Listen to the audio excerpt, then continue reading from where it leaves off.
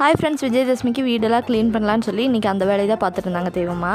First தெய்வமா வீட்டெல்லாம் நல்லா மாப் போட்டு விட்டுட்டு அதுக்கப்புறமா பாய் பெட்ஷீட் அலாச போயிட்டாங்க. வீடெல்லாம் நல்லா ட்ரை ஆனதுக்கப்புறம் குட்டி தம்பி கீழே பாய் போட்டு படுக்க வச்சுட்டு மேலே வச்சுருந்த திங்ஸ் எல்லாம் ஒன்று எடுத்து கீழே வச்சுட்டு இருந்தேன். ஏதாவது ஃபங்க்ஷன் வந்துட்டாலே போதும் வீட்டை க்ளீன் பண்ணுறதே பெரிய ப்ராசஸாக இருக்குது. ஒரு வேலையை தொட்டுட்டா போதும் அப்படியே அடுத்தடுத்த வேலைன்னு அந்த நாள் ஃபுல்லாக வேலை இருந்துக்கிட்டே தான் இருக்கும். அது போல் தான் இன்றைக்கி பொழுதுக்குமே தெய்வமா வேலை செஞ்சுட்டே தான் இருந்தாங்க. நானும் துணியெல்லாம் காஞ்சதுக்கப்புறம் எடுத்துகிட்டு வந்து ஒன்றா மடித்து அடுக்கி வச்சுட்டேன். நான் துணி மடிக்கிறத பார்த்துட்டு நிஷாந்த் குட்டி நானும் மடிக்கிறேன் அப்படின்னு சொல்லி பாய் எடுத்துட்டு இருந்து ஒன்றா சுருட்டி வச்சுட்டு இருந்தான். ஒரு வேளை அவனுக்கு நல்ல மைண்ட் செட்டாக இருந்திருக்கும் போல அந்த அன்னைக்கு நான் சொல்கிற வேலையெல்லாம் தட்டாமல் செஞ்சுட்டு இருந்தேன். டெய்லியுமே இப்படி தான் ஹெல்ப் பண்ணுவானான்னு கேட்டால் கிடையாது.